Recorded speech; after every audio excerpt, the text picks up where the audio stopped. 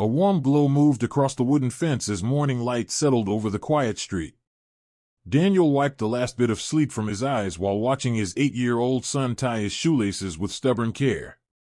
The fence next door had been leaning for weeks, and every time a breeze brushed through the yards, the boards sighed like they were on their last chance. Daniel finally grabbed his tools and told his son he would be back before breakfast. Life had not been easy since his wife passed away. He worked long hours at the small mechanic shop in town, packed lunches in the dark, and tried to make every evening feel steady for his boy. When the fence began to tilt, it nagged at him whenever he parked his truck at night. It was not his fence, but it felt like something a decent neighbor should fix. The woman who lived next door rarely appeared outside. The only sign that anyone was home was the way the curtains shifted during sunrise and the faint sound of a piano that floated through the yard on quiet afternoons. Daniel stepped onto her property with care, tools in hand, expecting nothing more than a simple repair. The boards came loose with gentle effort. He worked with calm focus, thinking of how his life had become a series of small tasks meant to keep everything from falling apart. Fix the heater. Help with homework. Keep the loneliness from settling too deep. He was almost halfway through the repair when a soft voice reached him. "You work early." Daniel turned and found a woman standing a few paces away, holding a mug that sent thin curls of steam into the cool air. She looked younger than he expected but carried herself with a quiet presence that made her seem older. Her hair was pulled into a loose knot, and she wore an oversized sweater like she had just walked out of a peaceful morning dream. "I hope you don't mind," Daniel said. The fence was giving up. "I know," she answered. "I kept meaning to call someone for it. I am grateful you stepped in." Her voice held a calm strength that made Daniel feel suddenly aware of his rough hands and worn clothes. She came closer and crouched beside him, watching him work. For a moment, it felt like they had known each other for longer than a few breaths. "I am Clara," she said. "Daniel." They exchanged simple smiles, and Clara asked if he wanted something warm to drink. He hesitated but nodded, feeling oddly seen. She returned with 2 cups of tea and placed one beside him. The first sip felt like warmth moving through more than just his hands. They spoke a little as he continued working. Clara listened with a patience that felt rare. She asked about his son, about the way he managed his days, about the things he missed most. Daniel found himself speaking with ease, even sharing memories he usually kept tucked away. Clara had that effect on him, like the air softened around her.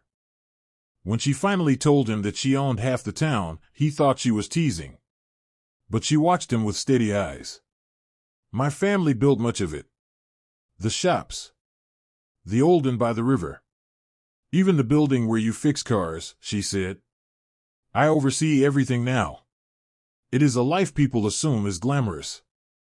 I only find it tiring." Daniel blinked at her, his mind trying to place her within the town he thought he knew. She explained how she returned years ago after studying abroad. How she kept her life quiet on purpose. How she used her resources to help families and small businesses without wanting attention. He understood then why she always stayed out of sight. People with power were handled differently.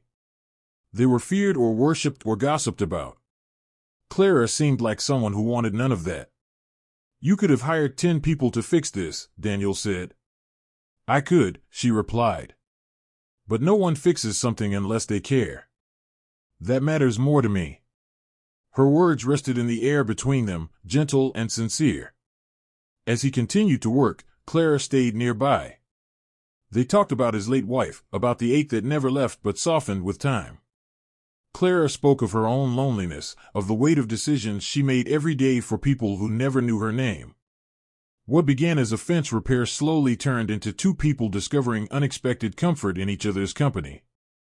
By the time Daniel finished, the sun had climbed higher, warming the yard. He stepped back to look at the straightened boards and felt a small sense of pride. Clara smiled softly as though she saw more than a repaired fence. "My son would like you," he said without knowing why he said it. "I would like to meet him," she answered. Something gentle stirred in Daniel's chest, a feeling he had not allowed himself to consider in years. It frightened him as much as it soothed him. Clara walked him to his yard, her hands tucked into her sleeves. Before he left, she paused. "Thank you," she said. "Not just for the fence." Daniel nodded, unsure if he trusted his voice. When he reached his door, his son rushed out and wrapped his arms around him. Daniel held him close, glancing back toward the fence where Clara still stood. A simple act of kindness had opened a door he never expected. A quiet woman with more influence than he could imagine had offered him something unspoken yet unmistakably real. And for the first time in a long while, Daniel felt that life might still hold room for hope.